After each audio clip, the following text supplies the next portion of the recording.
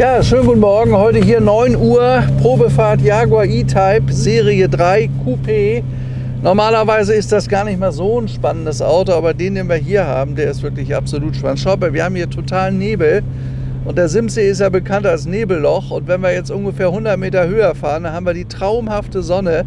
Deswegen haben wir gesagt, das machen wir jetzt, auch wenn es im Moment noch ein bisschen dunstig hier ist. Aber an den Alpen ist das Wetter ja bekanntlich immer ein bisschen anders als woanders. Und ja, also dieser E-Type, den haben wir vor kurzem bekommen und er hat so einen fantastischen Zustand. Also ich habe den Besitzer persönlich kennengelernt, wir sind dort zu Besuch gewesen. Er hat nur, ich sage jetzt mal, Zustand 1 Autos und er gibt nur ein Auto raus, wenn er wirklich absolut perfekt ist. Also Jaguar E-Type ist eigentlich losgegangen 1961. Mit dem Serie 1 3,8, das sind ja absolute Supersportwagen damals gewesen, mit einer Riesenleistung von 260 PS sind die fast 250 Stundenkilometer schnell gewesen, also genau 242.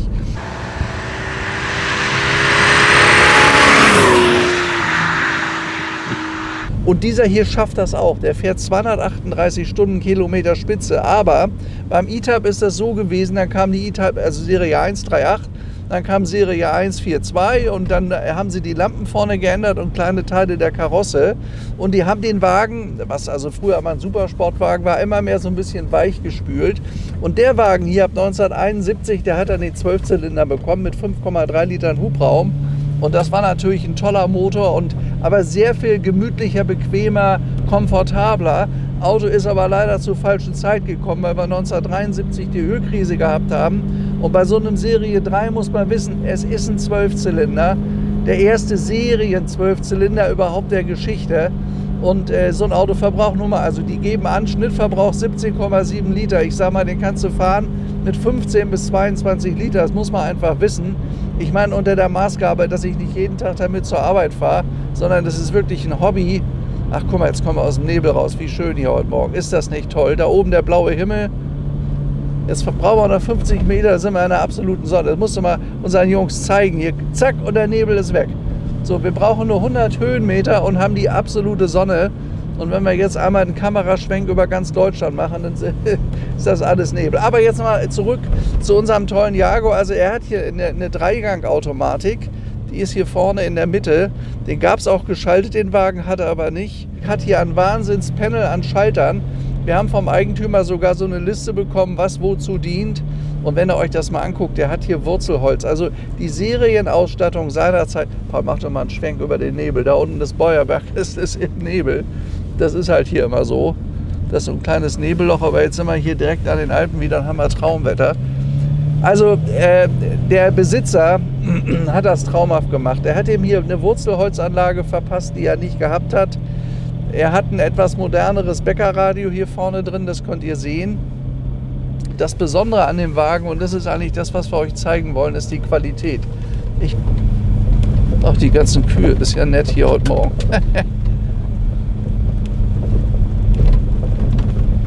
Ja, und das, was außergewöhnlich an unserem Jaguar ist, da komme ich gleich nochmal genauer drauf zu sprechen, das ist diese irres Schiebedach hier oben. Wir haben die Sonnenblende hier, schaut mal bitte. Und es ist egal, welches Detail man sich an dem Auto anguckt, beispielsweise hier die Chromhalterung, das ist alles neu. Also ich habe noch nie jemanden gesehen, der in E-Type so viel Geld investiert hat und das auch mit Perfektion. Der Wagen ist hier in der Qualität restauriert worden wie ein Rolls-Royce. Erstmal so ein bisschen was zum Interieur hier vorne. Hier in der Mitte ist die Klimaanlage. Der Serie 3 ist vor allen Dingen nach Amerika geliefert worden. Hier on-off, da ist der Choke, den können wir jetzt zurück machen, damit er nicht mehr fett läuft. Hier vorne ist die Uhr, Batterie, Öl, Wasser und Tank. So, und hier haben wir eine Liste, das muss ich euch mal zeigen. Daran sieht man auch, das hat mir der Besitzer mitgegeben. Da kann man also wirklich jedes Detail dieses Autos auf Deutsch erklärt bekommen. Was ist was an dem Wagen, was ist wie zu bedienen. Schaut mal hier, sowas bekommt man eigentlich mit hin, dass die Benziner erklärt, Anmerkung, elektrische Uhr von Smith. Und ja, hier vorne, es sind ja doch recht viele Schalter und Hebelchen. Es sind hier 31 Funktionen in unserem Armaturenbrett. Da könnt ihr sehen, Schalter Scheibenwischer, Schalter Scheinwerfer, Schalter Parkleuchte. Das ist all das, was ihr seht. Also das gesamte Armaturenbrett hat er hier wirklich in Perfektion mitgegeben und erklärt, dass der neue Käufer, Eigentümer und Besitzer genau weiß, was er hier zu tun hat. Also hier hat einer mit Liebe und ganz viel Detail Bemühung, ja, aufs Detail geachtet halt eben, dass es perfekt ist. Und das Leder, was hier verarbeitet, schaut euch das mal an. Das ist noch Rolls-Royce Lederqualität. Das habe ich übrigens wirklich noch niemand im E-Type gesehen. Und auch hier vorne, das ist nicht nur eine Top-Lederqualität, sondern der Sattler, der diese Arbeit gemacht hat, der hat sein Handwerk wirklich verstanden. Das ist absolut erstklassig. Guck mal, gucken sogar die Kühe zu heute Morgen. Die finden das spannend, was wir hier machen. Sehr herrlich, ne? Ja, gut. Also ich mache es auch nochmal auf. Ach, schaut mal, hier vorne, Chromleiste hier oben. Der Filzstoff oben, der Dachhimmel. Das ist normalerweise alles so ein bisschen gnaddelig. Und soweit ich weiß, war das auch bei Auslieferung bei Jaguar nie in der Qualität. Die haben damals ja nur noch 15.000 Autos von diesem Serien-12-Zylinder gebaut. Durch die Ölkrise war das einfach ein Problem. Und interessant aber ist eigentlich, dass der normale, also wenn ihr damals diese hohe PS-Zahl haben wolltet, 270 PS, da gab es Ferrari oder Maserati, die haben alle das Doppelte gekostet. Also so gesehen war die Leistung, die man hier angeboten hat, die man bekam fürs Geld, die war gigantisch. Nicht? Aber auch heute sind Ferraris wesentlich teurer als so ein E-Type. Also wenn man einen Oldtimer haben möchte und eine super Fahrleistung mit verhältnismäßig geringem Einsatz, da ist der E-Type immer noch ein absolut gesuchtes Auto. Vor allen Dingen die 12-Zylinder. Denn wenn ihr euch das hier kauft heute als Serie 1, sage ich mal, kostet das drumherum, ich mache das mal ganz grob, fast das Doppelte. So, jetzt steigen wir mal aus. Ich mache mal einen Motor aus. Also ich merke jetzt schon beim Fahren, das ist ein neuwertiges, perfekt restauriertes Auto. Ich steige jetzt mal aus hier vorne. Oder wollen wir mal das Schiebedach jetzt schon aufmachen? Machen wir es. Jetzt geht es bloß leider nicht. Nee. Jetzt ist es offen. Schau mal hier. Also ein Jaguar Schiebedach Faltverdeck ist wirklich die absolute Rarität. Und hier haben wir einen Windabweiser, die klappt man dann so nach oben. Ist ja echt klasse gelöst. Wunderschön. Man sitzt wirklich toll und offen hier in dem Wagen. Ja, dann wollen wir mal aussteigen. Den Kühen einen schönen guten Morgen wünschen. Ja, das ist unser voll restaurierter E-Type und er ist wirklich in der Qualität besser, als er damals neu war. Es hat hier einen Besitzer gegeben, der gesagt hat, ich will den Wagen absolut perfekt haben.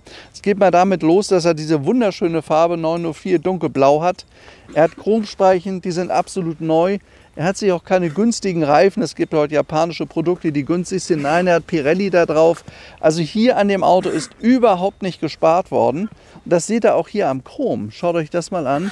Also ich habe schon Jaguar doch einige verkauft, aber das ist ja hier in einer Perfektion gearbeitet, was absolut unüblich ist bei so einem Wagen. Der hat sämtliche Teile neu abgebaut, hat sie von einem Top-Verchromer verchromen lassen.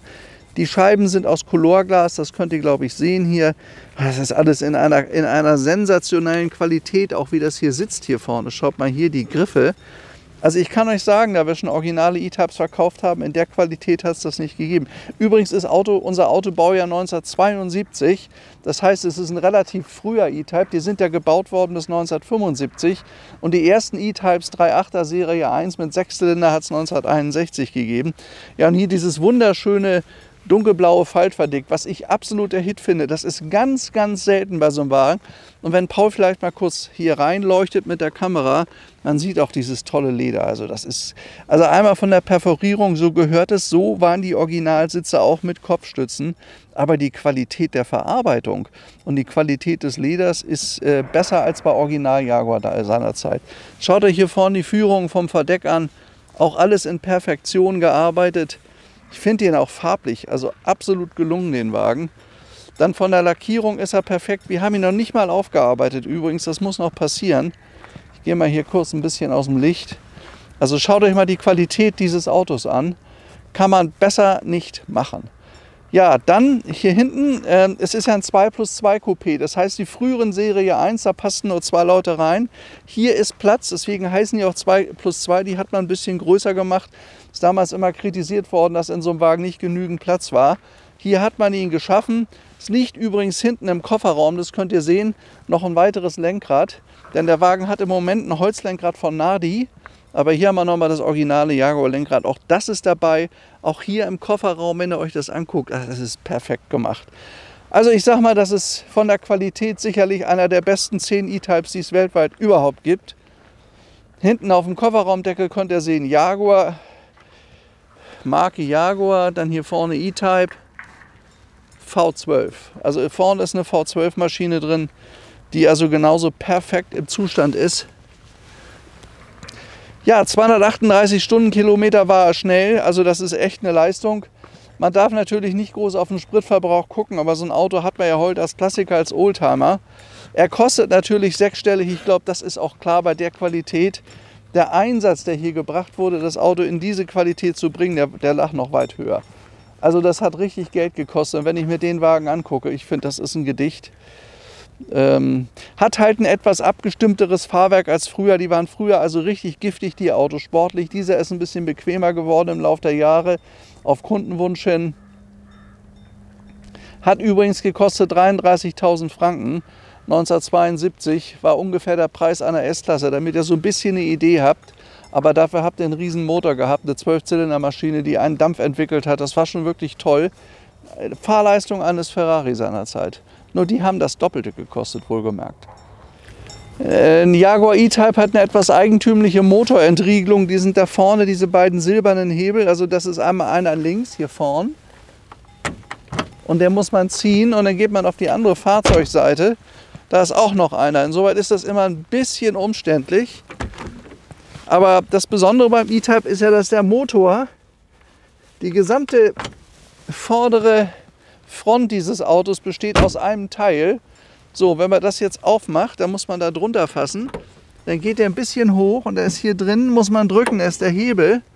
Ja, und jetzt könnt ihr sehen, dass die Maschine in genauso absoluter Perfektion restauriert wurde wie alles andere an dem Auto. Schaut euch das mal an hier, das hat ja hier eine Qualität, die ist wirklich nicht zu toppen. Bis hin zu den Chromscheibenwischern hier. Nicht die schwarzen, die einfachen aus dem Ersatzteilhandel, sondern man hat wirklich auf Perfektion geachtet. Übrigens hat der Wagen eine Einspritzanlage und nicht die Vergaser. Verbraucht nicht nur ein bisschen weniger, sondern diese ganze Einstellerei und der schlechte Motorlauf ist vorbei. Das hat man hier auch hinzugegeben und dadurch läuft der absolut klasse. Also ich glaube, einen besseren E-Type als diesen von der Qualität wird man schwer finden. Und dazu kommt noch, dass der Eigentümer wirklich ein gutes Farbgefühl hatte. So einen Wagen in dunkelblau mit Leder-Magnolia zu machen, so heißt das ja, ist einfach toll. Das kann man nicht toppen, wie ich meine. Das Auto hat eine ganz tolle Eleganz, eine selten schöne Eleganz und die Qualität, also könnt ihr glaube ich hier sehen, ich muss mal weg aus dem Schatten hier. Ne? Die Sonne steht tief und ich werfe Schatten. Schaut euch das mal an. Also so gut haben die Autos seinerzeit nicht mal im Verkaufsraum von Jaguar gestanden. Und dann noch das Faltverdeck. Also das ist ein 12-Zylinder mit sämtlichen Optionen. Auch das Nadi-Lenkrad kostet ja viel Geld, nicht? Also sowas ist ja eine Anschaffung auch teuer. Hat er dabei, aber er hat auch das Originale dabei. Ein wunderschöner Wagen.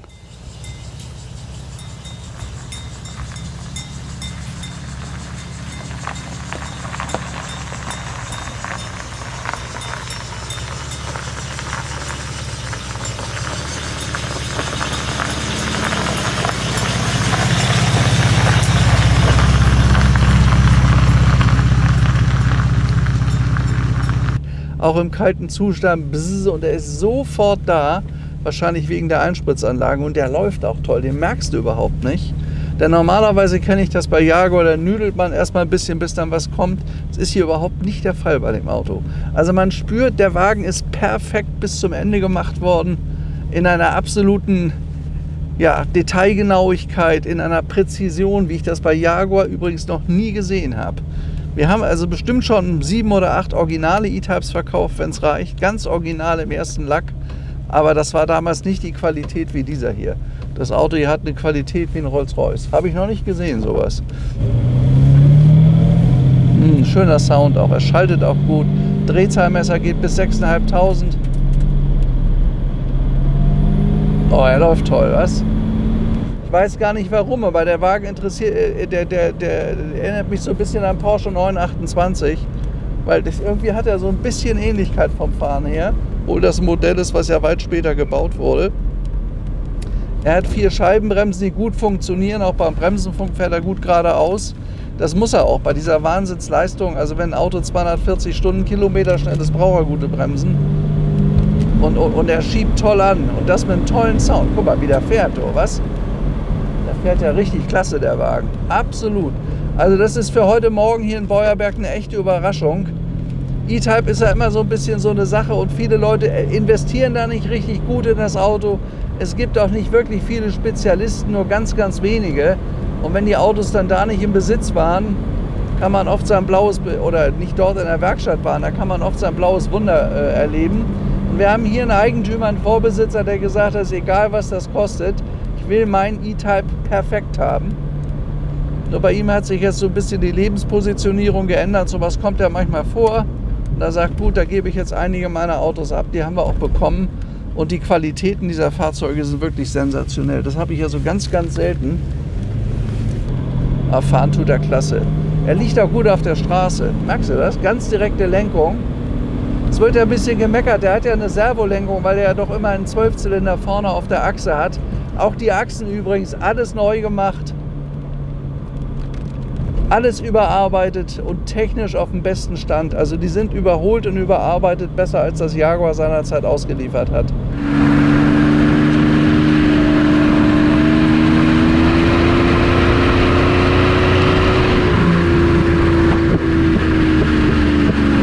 Ja, unser Jaguar ist mittlerweile schon schön eingefahren. Wir sind ja eben erst mal oben auf die Kuhwiese gefahren, weil es hier vorhin Nebel war. Aber die Maschine hat jetzt Temperatur.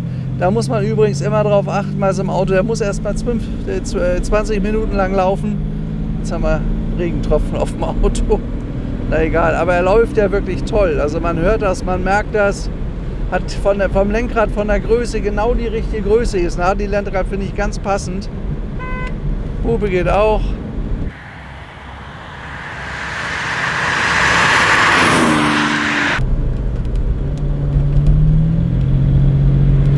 Ich habe noch nie einen 12-Zylinder so gut laufen hören wie den hier. Der läuft ja, der ist ja fantastisch. Also derjenige, der das Auto jetzt sich bei uns kauft, der hat ein wahnsinnig schönes Auto. Der kann sich reinsetzen, loswagen. Ich würde sagen, der Wagen entspricht einem Neuwagen. Das ist einfach so. Und sowas von schön, wenn man damals zu der Zeit sich den Wagen bei Jaguar gekauft hätte oder bestellt hätte, hätte man ihn nicht in dieser tollen Qualität erwerben können. Wäre nicht möglich gewesen.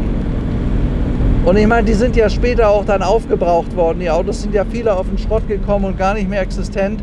Also wirklich gute E-Types, Serie 3, 12-Zylinder gibt es gar nicht so viele. Und heutzutage werden da 12-Zylinder so gut wie gar nicht mehr gebaut. Das macht man gar nicht mehr. Da steht immer alles sonst was hinten drauf bei den Autos, aber in Realität ist es das dann gar nicht. Also ich glaube, ihr spürt schon, was der schön läuft hier, wie toll dieses Armaturenbrett gestaltet ist. Das ist mit einer Perfektion, weil ich finde, das steht auch dem Wagen. Dieses dunkle Wurzelholz mit diesem ganz wertvollen Connolly-Leder. Ich nehme mal an Connolly-Leder, ich weiß gar nicht genau.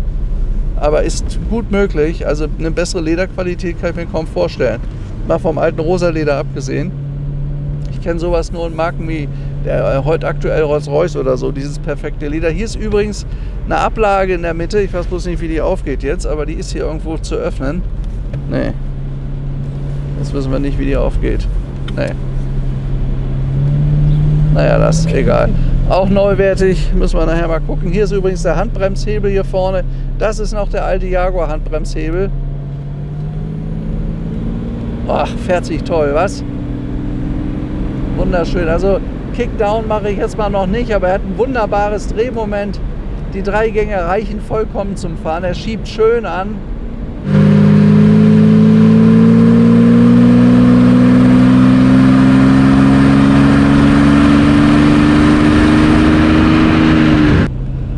Ist auch sehr gut angeordnet, alles direkt hier am Lenkrad. Man sitzt hier sehr gemütlich in dem Auto, obwohl er relativ dünne Sitze hat. Man hat eine gute Seitenführung, Auto hat man toll in der Hand. Also auch für Frauen ist der Wagen toll zu fahren.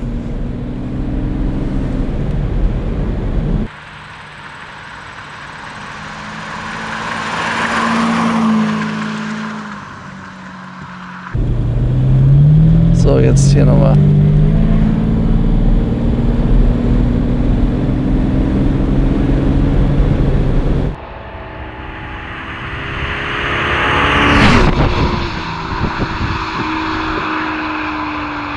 Auch wie sich das anfühlt. Der nimmt sofort Gas an, der springt seidenweich an.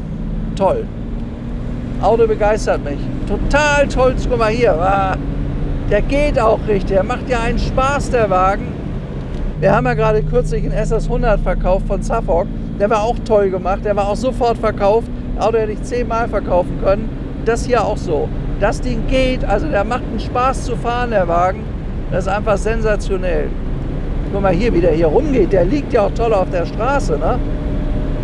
Obwohl er sogar noch Chromspeicher hat, muss man sich ja mal vorstellen. Er hat ja sehr schöne alte Details. Boah, der läuft hier, du. Wahnsinn.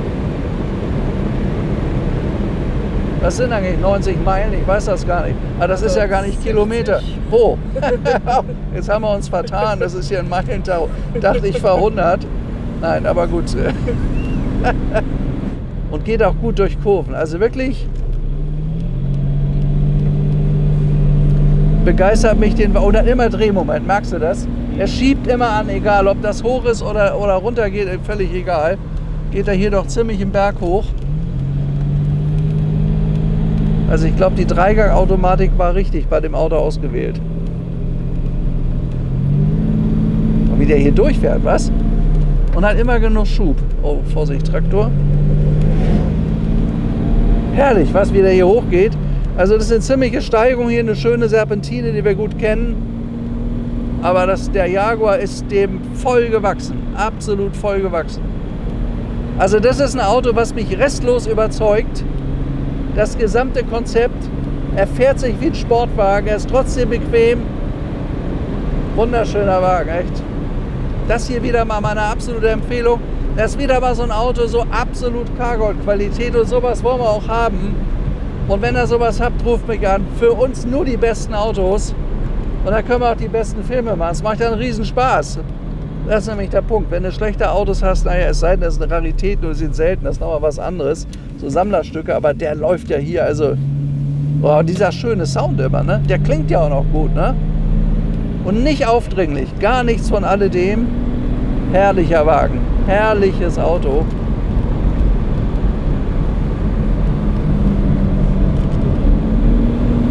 Ja, toll, absolut toll. Ja, der Wagen ist halt damals zur falschen Zeit auf den Markt gekommen. Ab 1971 gab es den ja in der ersten Serie und da gab es dann halt eben die Ölkrise 1973. Da haben dann die Leute sich Pferde vorne vors Auto gespannt und haben die gezogen. Das war natürlich nichts für ihn hier, aber guck mal, wie der hier fährt. Du kannst ja super fahren. Jetzt haben wir leider eine Fliege auf der Scheibe. Wie doof, naja. Ja, also der Wagen hat den Test wirklich mit Bravour bestanden bei uns. Faszinierendes Fahrzeug. Es gibt ja manchmal Leute, die haben ganz teure Autos in der Sammlung und sagen, ich möchte aber einen haben, mit dem ich richtig fahren kann. Da ist das Auto genau richtig. Ich hoffe ja, dass der Jaguar Club auch dieses Video wirklich sieht, weil das Auto ist toll. Also wirklich ein tolles Teil. Boah, guck mal hier, wie direkt der auch lenkt, was? Also, 100 Punkte von mir vergebe ich für den Jaguar E-Type Coupé Serie 3. Zustand perfekt, fährt perfekt, Ausstattung perfekt, ja. Ja, das war eine Probefahrt heute Morgen, die hat mich richtig auf Drehzahlen gebracht. So müsste man jeden Tag beginnen, hochmotiviert von einer tollen Probefahrt. Wir sind so, ich schätze mal, ca. 20 Kilometer gefahren. Also der Wagen geht wie die Feuerwehr. Tolles Auto. Ach, guck mal, da kommen unsere Autos schon an. Jetzt schon. Können wir gleich weitermachen. Da kommt ein BMW 503, schaut mal da, von der Messe in Salzburg. Aha.